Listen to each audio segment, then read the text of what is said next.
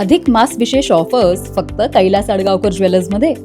15 मे ते 15 जून दरम्यान चांदीच्या मजुरीवर 50% सूट आणि सोन्याच्या मजुरीवर 30% सूट.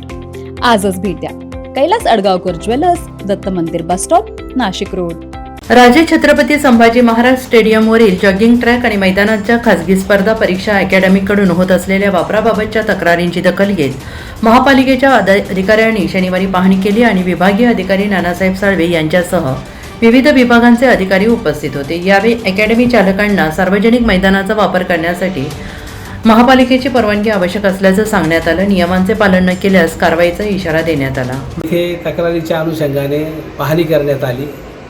जे खाजगी संस्था चालक आहेत ते त्या ठिकाणी मुलांना सरावासाठी आणतात.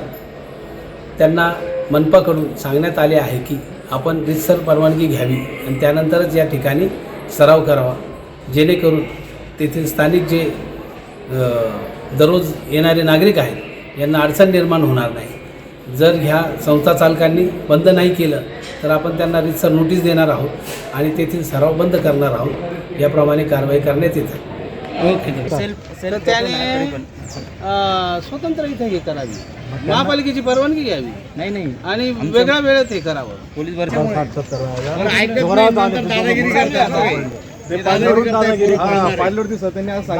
एक काम करा, तुम्ही इथून ट्रॅक बरोबर आहे.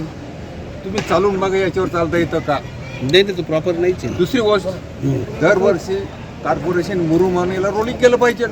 आणि पावसाळ्यात सम्राट तो रोलिंग करा, तुम्ही किती बी करत नाही.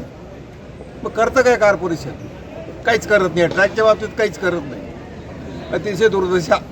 छानपैकी सुद्धा तुमच्या बंद मेंटेनन्स झाला पाहिजे, कारण तिथे इतका वास होतो. दरवर्षी मेंटेनन्स करा. तुम्ही कुठल्या पदावर साहेब? दिवसाड आहे ना, तुम्ही कुठल्या ट्रॅक करून द्या. नाही आणि त्यांना पहिली परवानगी घ्यायला लावा. 8-8 दिवसाला तुम्ही कमीत कमी पाणी मारा. ज्यावेळेस ते अकॅडमीवाले कमीत कमी एका टायमाला 100 मुळे पलतात ना, त्यावेळेस तर पूर्ण धूळ उडते. लोकांना तोंडाला रुमाल बांधून चालावं लागतं आणि त्या बाजूने भिंत बी तुटलेली, तिकडून जनावरं बी येतात.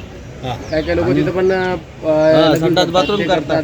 त्याच्यानंतर तिथे 2 भिकारी झोपलेले, त्यांच्याबद्दलही कारवाई करा. तिथं पाणी मारणे, रोलिंग करणे सर्व व्यवस्थित करत जा.